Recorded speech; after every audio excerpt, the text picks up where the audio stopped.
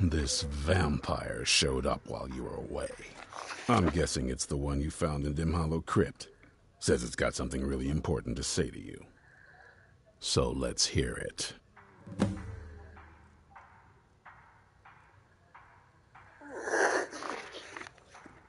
You probably weren't expecting to see me again. I'd rather not be here either, but I needed to talk to you.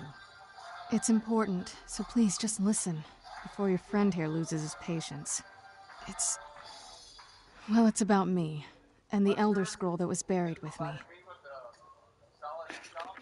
The reason I was down there, and why I had the Elder Scroll. It all comes back to my father. I'm guessing you figured this part out already, but my father's not exactly a good person, even by vampire standards. He wasn't always like that, though. There was a turn. He stumbled onto this obscure prophecy and just kind of lost himself in it. He just became absorbed, obsessed. He was kind of sick, actually. The prophecy said that vampires would no longer need to fear the sun. For someone who fancied himself as vampire royalty, that's pretty seductive. Anyway, my mother and I didn't feel like inviting a war with all of Tamriel, so we tried to stop him. That's why I was sealed away with the scroll. I did, but something about you makes me think I can trust you. I hope I'm not wrong. Well, let's move then. I'm nothing if not persuasive. All right, you've heard what it has to say. Now tell me, is there any reason I shouldn't kill this blood-sucking fiend right now? Why? Because of that story about the prophecy, about some vampire trying to put the sun out? Do you actually believe any of that? Who knows? Maybe it has a death wish. Maybe it's just insane. I don't really care. It can stay for now. But if it so much as lays a finger on anyone here, I'll hold you responsible. Got it? You hear me? Don't feel like a guest, because you're not. You're a resource. You're an asset. In the meantime, don't make me regret my sudden outburst of tolerance and generosity. Because if you do, your friend here is going to pay for it. Thank you for your kindness. I'll remember it the next time I'm feeling hungry. So, in case you didn't notice the giant thing on my back, I have the Elder Scroll with me. Whatever it says, it will have something that can help us stop my father. But, of course, neither of us can read it. Well, the moth priests are the only ones I've heard of who can do it. They spend years preparing before they start reading, though. Not that it helps us anyway, because they're all half a continent away, in Cyrodiil. Some Imperial scholar arrived in Skyrim a few days ago. I was staking out the road when I saw him pass by. Maybe that's your mouthpiece. Do you know where he's staying now? No, and I'm not going to waste men looking. We're fighting a war against your kind, and I intend to win it. You want to find him? Try talking to anyone who'd meet a traveler. Innkeepers and carriage drivers in the big cities, maybe. But you're on your own. Any idea how you're going to find a moth priest? Skyrim's a pretty big place. Well, back before the College of Winterhold was the first place I'd think to go for any kind of magic or historical thing. The wizards know about all kinds of things that people probably shouldn't know about. Actually, now that I think of it, I'm going to come along with you. I've been really wanting to get out and explore a bit.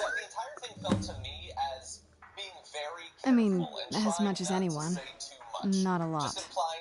You'd figure a couple 100 years locked away with one would have given me some insight, but no.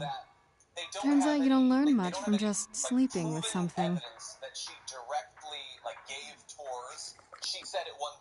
Not at this rate, no. That's a long story. I guess we kind of have to go way back, to the very beginning. Do you know where vampirism came from? Exactly. The first vampire came from Molag Bal. She was not a willing subject, but she was still the first. Molag Bal is a powerful Daedric lord, and his will is made reality. For those willing to subjugate themselves, he will still bestow the gift, but they must be powerful in their own right before earning his trust.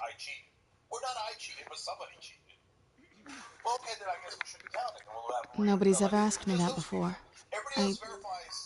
I don't know. I think mostly I hate what it's done to my family. Well, you've met most of us. My father's not exactly the most stable, and eventually he drove my mother crazy with him. And it all ended with me being locked underground for who knows how long. It's definitely been a bad thing, on the whole. I will be. Just give me a little time. Nothing like a goose chase around the whole damned province. And that, to be fair, that provision is very specific about people who were members of Congress. Okay, so she could win on those grounds. Now it's not Be on your guard at all times. Avoid sleep if you can. Serene needs help with her project to improve our crossbows. And if that doesn't interest you, speak with Gunmar. He has something for you. We're never going to hold the building. They were never going to be like, oh, okay, now we have defeated the American military. Stay alert. And we are in charge. And then the president is that QAnon shaman guy. Okay. The real insurrection was Trump, John Eastman, his lawyer, Rudy Giuliani, Steve Bannon, Peter Navarro, Marjorie Taylor Greene, Ginny Thomas, who all talked about using martial law, ending democracy, putting in fake electors in the states where Trump didn't win. That's an actual coup that could have worked. So when they why were they chanting "Hang Mike Pence"? Not any Democrat, but a Republican, the Republican vice president. They were chanting "Hang Mike Pence" as they went into the building. Because if Mike Pence had gone along with the fraud and said, "I am," even though the role is ceremonial, it doesn't matter. That's how a coup works. You don't care what the law is. You look worse than I feel. Charged both with force and military, but Yes? also with propaganda. So if Mike Pence had said, the real electors, I'm not counting them. Speak with Gunmar. He has something for you. Navarro put together, and I'm putting them in. And All right, then. Trump is declaring martial law. Good to see you again, friend. Good morning. Okay. Mm-hmm. Then it Yeah. would have worked. That would have been a coup. And it would have been Fight well.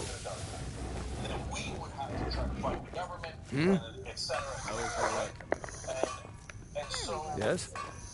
I've managed to get this far without blowing myself up. Still have all my limbs. What are you doing that's so dangerous? People who broke into the building were poor and middle class. And he has a couple of rich people, but mainly middle class. What do you need? People